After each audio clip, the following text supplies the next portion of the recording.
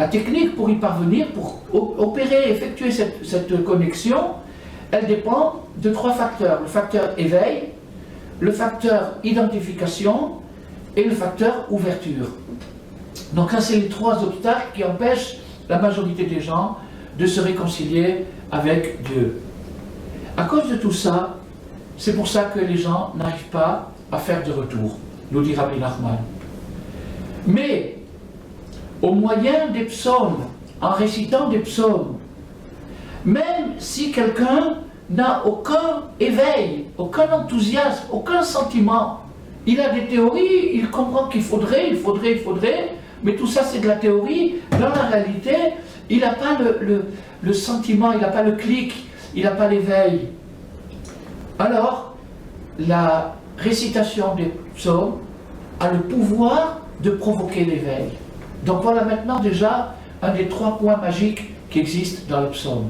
Déclencher le clic, déclencher l'éveil, un éveil émotionnel. Il y a la possibilité de déclencher cet éveil avec les psaumes. Même avec les psaumes, on peut identifier sa porte. Le psaume nous guide vers la porte.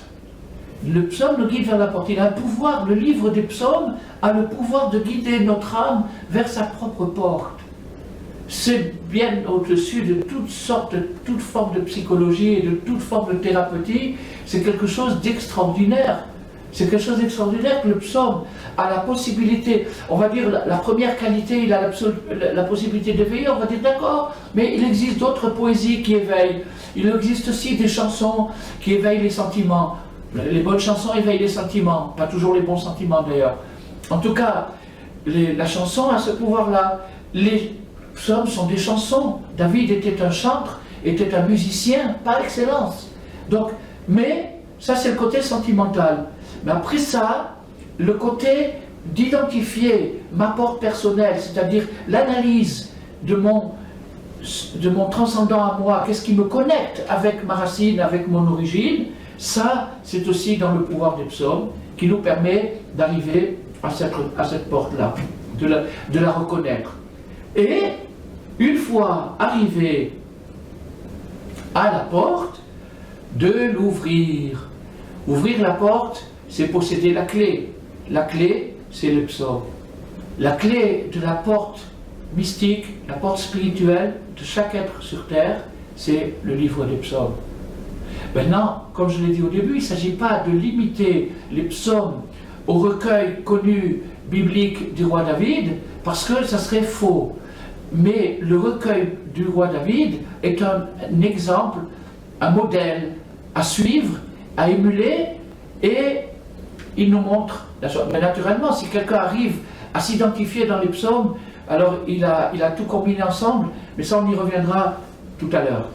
Donc pour l'instant, on est arrivé à notre démonstration qu'il y avait 3 choses, et on peut facilement comprendre que les 2 premières, c'est-à-dire le manque d'enthousiasme et l'identification de la porte, correspondent au retour de l'homme vers Dieu, tandis que l'ouverture de la porte correspondrait au retour de Dieu vers l'homme. C'est lui qui ouvre la porte. Il nous donne la clé et la porte est ouverte.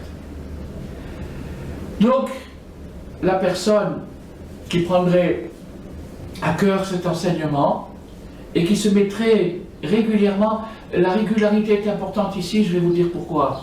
Parce que le mot régulier, régel, ragil en hébreu, c'est-à-dire régel c'est le pied, la marche, la démarche, c'est aussi la jonction entre les 3 temps, passé, présent, futur. C'est-à-dire que quand quelqu'un répète régulièrement un exercice spirituel, il fait un lien entre son passé, son présent et son futur.